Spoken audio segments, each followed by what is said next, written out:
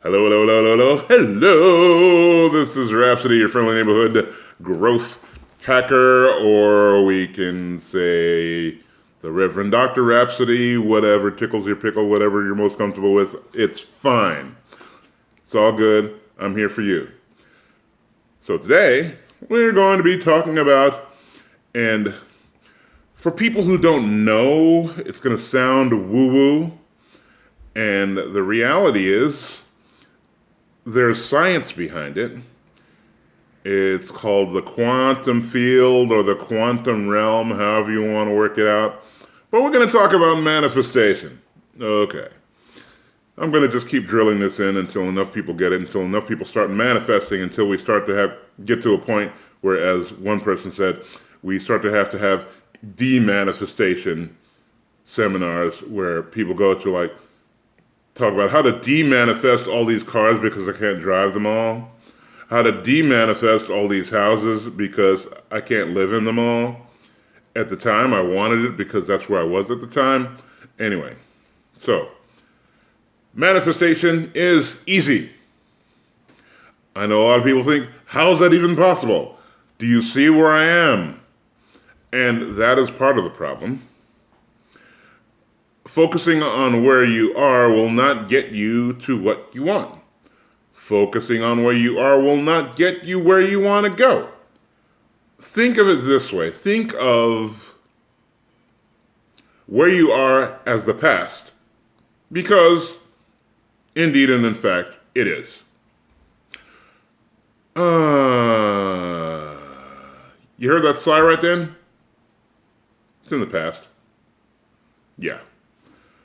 Alright, so I say it's easy because it's easy. I know you think it can't possibly be easy, but it's easy. You're like, no, I have to work hard and dedicate my life to the betterment of humanity for decades. And I will eventually maybe feel a little bit better before I get to die off and go to heaven and get my prize. And the reality is, no, your prize is here. Your prize is here.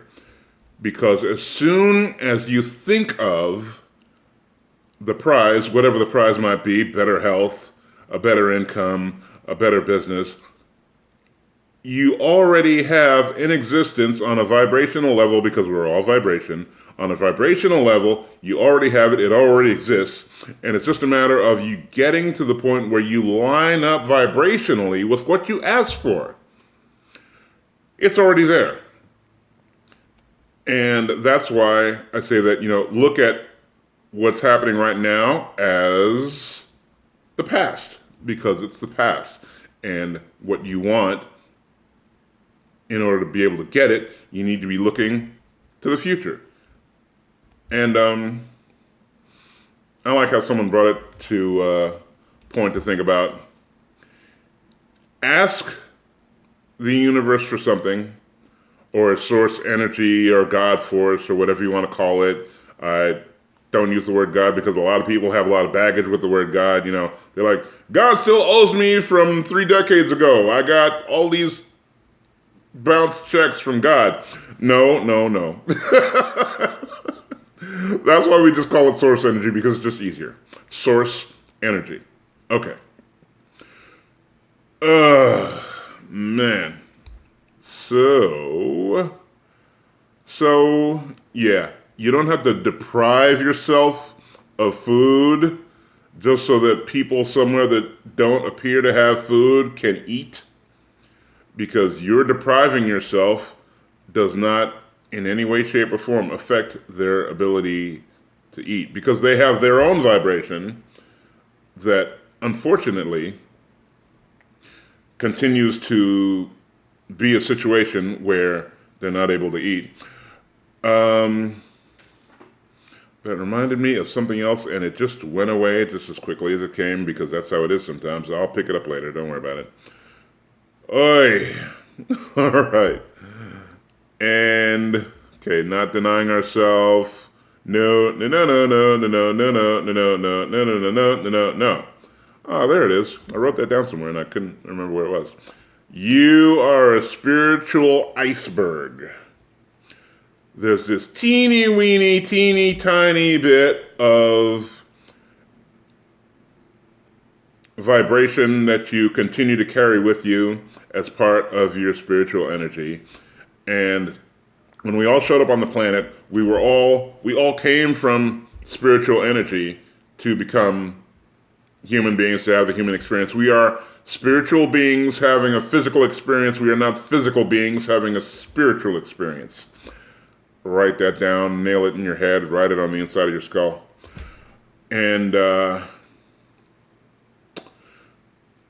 like I said, we keep some of the source energy with us, but the greater part of our inner being, our soul, the rest of the source energy that we showed up with is out there. Some people call it God, like some people don't want to call it God, call it source energy if that makes you more comfortable. It's out there putting the pieces together for whatever it is that you ask for. Like I say, as soon as you ask for it, it's done. There was a book written by Esther and Jeff Hicks. Ask and it is given. As soon as you ask for it, it is given. And it's just a matter of you lining up vibrationally to get it. So many times you might find yourself in a position, if you're feeling good about life, because remember before I said the key is to feel good all the time, to just ask for things and pay attention.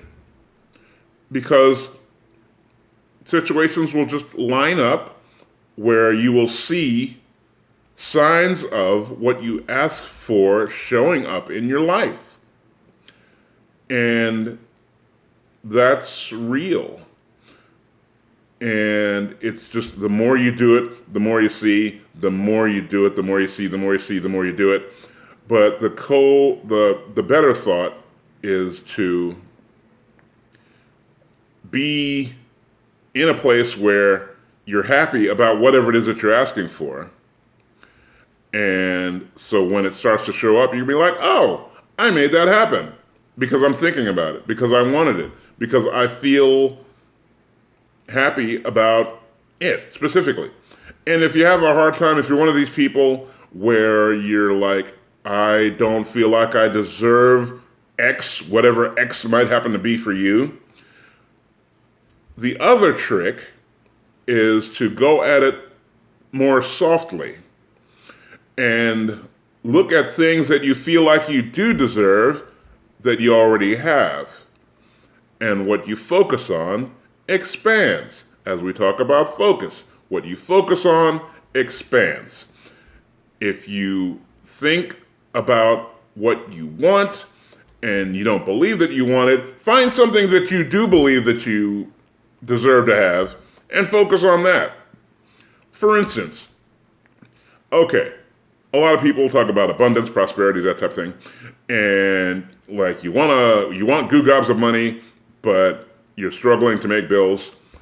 So instead of focusing on money, because money has too much weight to it, or as we say, we have too much resistance in our minds and in our vibration, in our spirit about money, look at other areas in life where you experience abundance. Like if you live somewhere where you don't have to pay a water bill, you have an abundance of water. If you walk around most places, unless you're knee deep in the city somewhere in New York City or whatever, most people have trees they can look at. And like just driving down the highway, look down the side of the road, oh look, it's an abundance of trees. There's trees everywhere. Holy cow. And you can go to a mall and just look at people and say, oh, there's an abundance of beauty everywhere. There's beautiful clothing, there's beautiful accessories, there are beautiful looking people, there are beautiful looking children, beautiful looking animals. Beauty is everywhere. Beauty is in abundance. There is a plethora of beauty. So focus on beauty. Focus on any other thing outside of money, since you have too much resistance for money. And the way they broke it down was like, if you have resistance towards something, it's like you have, let's say that what you want is a train headed west. And you have an engine at the end of your train headed west that says, I want more money. That says more money. But you have resistance against it because you feel like, or you can't imagine or can't see how you of and by yourself can come up with the money. So what you do is you put another engine on the other end of the train, pulling in the direction of no money. So you have an engine going toward money and an engine going away from money. And that, my friend, is where stress comes from. That is where pain comes from. That is where discomfort comes from. Because, as it's been said, everything is two things: the presence of the thing or the absence of the thing. You want more money, you don't have more money. You want a relationship, you're not in a relationship. You're working at a job you don't like, you would like to find a job that you do like. And it's a matter of what you focus on that will help you move along in the direction of where you're trying to go and what you're trying to do. On that happy note, I believe I will shut things down and move on and talk to you again later on in the week. Again, this is Rhapsody, your friendly neighborhood growth hacker, the Reverend Dr. Rhapsody. Call me anything but late for dinner, and I'll speak unto you soon. Have a great one.